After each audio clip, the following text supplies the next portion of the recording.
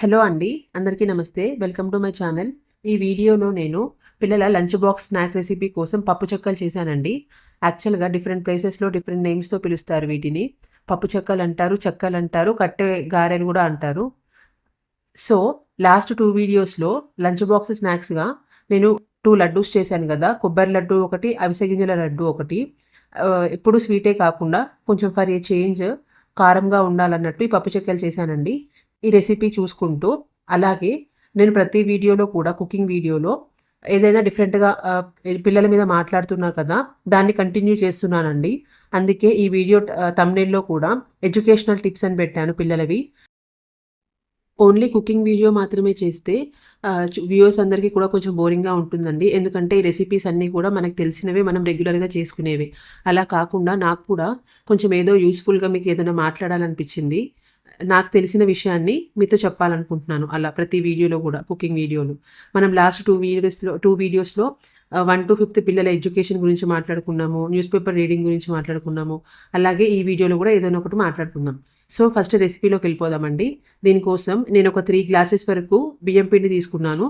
అందులో 2 table spoons నువ్వులు, 2 table spoons జీలకర్ర, వాము, కొద్దిగా చాప్ చేసుకున్న కరివేపాకు, ముందే నానబెట్టి పెట్టుకున్న 2 స్పూన్స్ పెసరపప్పు, 2 స్పూన్స్ శనగపప్పు వేసుకుంటాను.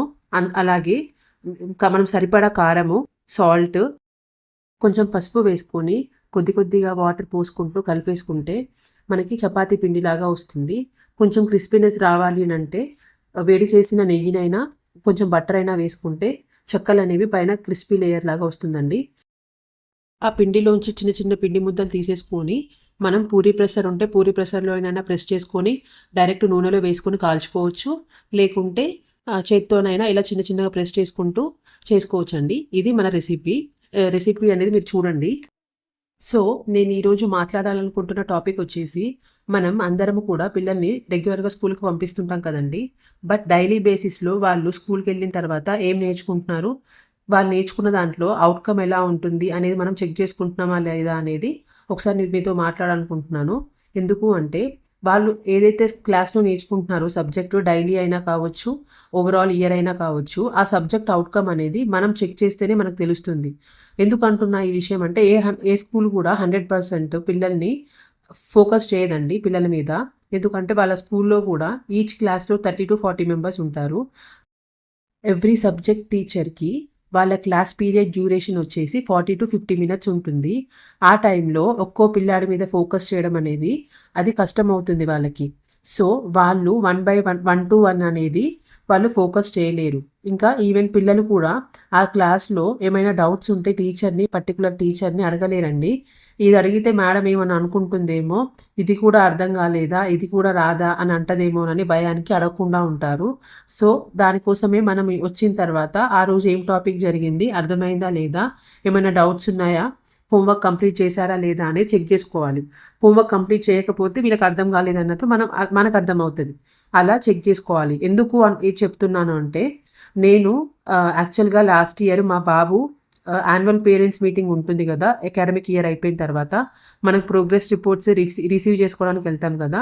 నేను ఒక లైవ్ ఎగ్జాంపుల్‌ని చూసానండి. ఒక పేరెంట్ వచ్చేసి ఆ పర్టిక్యులర్ క్లాస్ టీచర్‌తో వాళ్ళ బాబు పెర్ఫార్మన్స్ గురించి ఆర్గ్యుమెంట్ చేస్తున్నారు. అంటే పెద్ద గొడవలాగే మాట్లాడుతున్నారు. ఏంటి అనంటే, మా బాబుకి అసలు తక్కువ మార్క్స్ వచ్చాయి.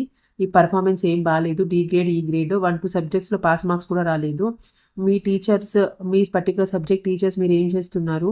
మీరు చూసుకోరా? హోంవర్క్స్ కంప్లీట్ చేస్తున్నారా లేదా? కరెక్షన్ ఇన్ టైమ్‌లో అవుతుందా లేదా? మీరు చెక్ చేసుకోవాలి కదా టీచర్ అని చెప్పేసి ఆ పేరెంట్ టీచర్ మీద ఫుల్ డిమాండింగ్‌గా మాట్లాడుతున్నారు. అండ్ మేము పక్కనే ఉన్నాము. మేము చూస్తున్నాం అన్నట్లు. ఆ సబ్జెక్ట్ టీచర్ వచ్చేసి కూల్‌గా, కామ్‌గా రిప్లై ఇస్తున్నారు. ఏంది అంటే, మేము ఎవ్రీ టైమ్ కూడా డైరీలో ఇంకా యాప్‌లో మనకి ఒక యాప్ ఉంటుంది కదా! ఇన్ఫర్మేషన్ సెండ్ చేయడానికి. యాప్‌లో సెండ్ చేస్తున్నాము మీ బాబు గురించి. మీ దగ్గర నుంచి మాకు రెస్పాన్స్ రాలేదు. మీ బాబు పెర్ఫార్మన్స్ అనేది ఇంట్లో మీరు కూడా చెక్ చేసుకోవాలి.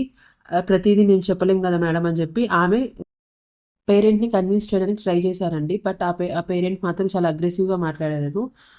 ఇది నేను అక్కడ ఆ రోజు చాలా అబ్జర్వ్ చేశాను. ఇది చూసిన తర్వాత నాకు ఒకటి అర్థమైందండి.